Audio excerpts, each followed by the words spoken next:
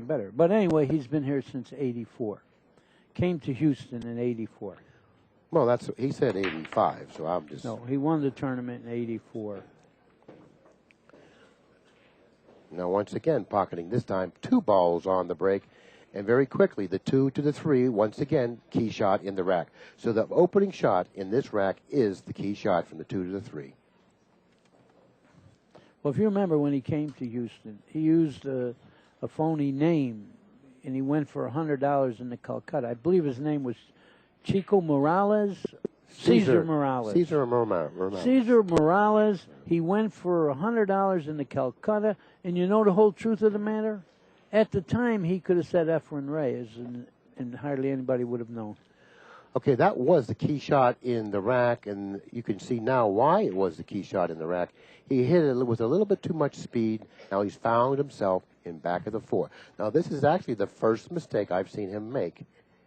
And this is the second match he's played today. This is the first mistake I've seen him make. But according to most experts around pool, if Efren has a flaw, it's jumping the ball. So you don't see him grabbing a jump cue and trying to go over the ball. He's just kicking to hit it, maybe to make it. Yeah, he's looking at it real hard. He's kicking to make this ball.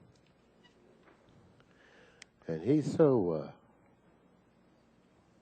experienced in the kicking game. He probably kicked as well as anyone. Well, he added something new in the game when we had this any foul ball in hand. He added something. He added the kick safe. Okay, Jimmy Baraks finally does step to the table, only to see himself behind the pink 4 ball. He doesn't have a shot on the 3. I don't know if he even can hit a part of the ball. From my vantage point, it's really hard for me to make that determination. I don't believe he can see any part of the 3. Yeah. Now that I look at the monitor, he's solidly hooked behind the 4. Right. Something he didn't want to see happen, but it did. This is his first shot of the match, by the way. A resounding kick here. Let's see what happens. I think he's going to have to hit this with some speed. The 3 balls in no man's land, and he's kicked it and hit it solidly. Made the 9. Oh, he made the 9. I swear he did. Oh no. Okay. Close. I got the backer excited, Billy. Now, the shot that Reyes is presented with here is a fairly difficult shot, but he's got the ability to hit it with the correct speed. He should go underneath with the cue ball, sending the cue ball cross table for position for the 4 on the side. Well, you know, you made a statement earlier. Before the matches started tonight, he had already won the all-around, 20,000, and that may have loosened his stroke up, like you said. Now, he mishit that ball slightly. He wanted to come back a little further than what he did, and you notice the expression on his face, how he smiled and stuck out his tongue. That's what he does when he does something wrong. That's the kind of a look that he gives us. Yeah. But nevertheless, here we are. He's looking to win game number 3. He did it wrong, right. Again. But he's got to be feeling unbeatable right now. They're rolling for him, right? He kicked the ball, snookered the guy. You know, right now he's got to feel like there's no chance to lose this match inside of him, right? That's the way I see it. And even though Baraks been playing well, it's not a Ralph Souquet or a Strickland and all that. I mean, you know, he still prefers playing Baraks over one of those people. Not that he needs some reason to be loose, because he looks like pressure never gets him anyway. Looking real calm. When, like you say, when he makes a mistake, he grins and scratches his head, and that's all you'll ever see. You won't see an attitude and any kind of like silly, violent move, nothing. He's just a gentleman, loves to play, and he is one of the best players I ever saw, for sure.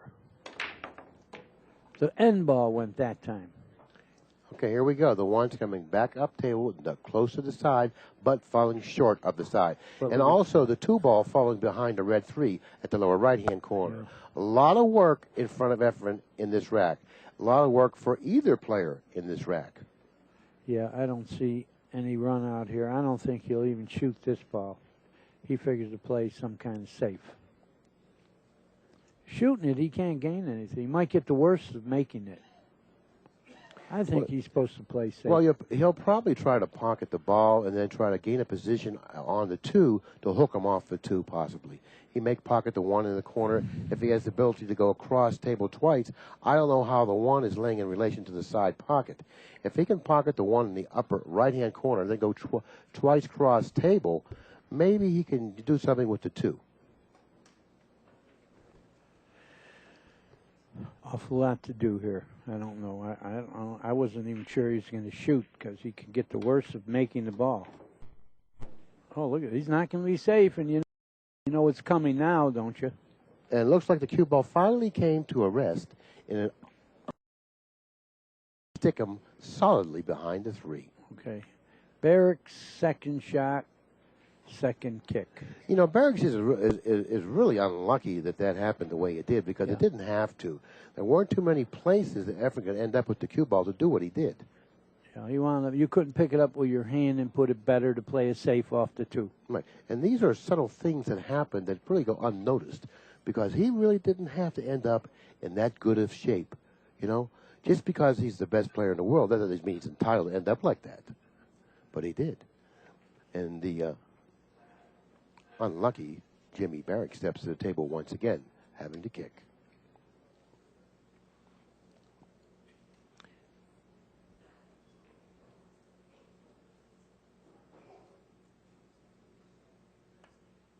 No hit. Yeah, I don't know about this. Frustrating experience for Baraks. Very frustrating experience. I think he kicked too soft anyway. I mean, what was he going to gain kicking soft? Well, I believe the reason he kicked soft because he really didn't have the angle and he wanted to lengthen it. So therefore, by kicking softer, you know, he would probably lengthen the angle. But nevertheless, Reyes is back at the table with an opportunity or another opportunity to push another bead on his side, and he already has what 3-0. Is that the score? Yeah. And this will be 3-0. And this will be 4. Now the 4 ball. Now the 4 ball is positioned on the left side of the table. The 6 ball blocking the pocket for the 4. So Reyes is going to have to look elsewhere for position on the 4. He's got 5 other pockets he could play to, and I believe he played for the side. Now he's going to have to go 1 rail from the 4 to the 5. He's going to have to elevate here, Danny. A little bit, yeah. Now he could either play position for the upper right-hand corner or the lower right-hand corner. I think it's the upper right-hand corner. He actually overdid it a little bit, but I'm sure he's going to handle this because position is automatic. Has nothing to do but make the ball. Exactly. He'll just hit it with a center ball, float it in, go cross table for position for the 6. And barring any unforeseen things happening, this match is going to be 4-0 in favor of Reyes. And James Baraks has yet had an opportunity to step to the table with an offensive shot. Yeah. No, he's been snookered twice, and his only 2 shots have been kicks. One he hit, one he didn't. Both games wound up in disaster. So before he blinked and before he even saw a ball he could shoot at, he's going to be down 4-1. And I don't think Efren's going to be 4-0. That's right. 4-0. He's got a zip. Well, I'd like to bring up a point and possibly open up a can of worms here, if you will. Okay. What about alternate break in the finals? I don't like that. Rack number 4 goes to Reyes as the first 3 have, and now he extends his lead in this race to 7, 4-0. See, alternate break, here's the reason I don't like it. The guy gets behind 4-0. Alternate break, he has no chance. But if he gets to the table and he gets on a roll making balls, he could catch him. You'll take that out of the game. Coming from behind will become extinct. Okay, well, I kind of agree with what you're saying, but I really disagree with your decision on whether you like it or not and why. I like alternate break, particularly in the finals. I want to give a player an opportunity to show his skills, especially if he's prepared himself, as obviously Jamie Baraks has prepared himself. You know, and what an injustice is to sit in a chair and watch your opponent defeat you without having a chance to win the match. That's the nature of the game. Anyway, the stats are Reyes 944.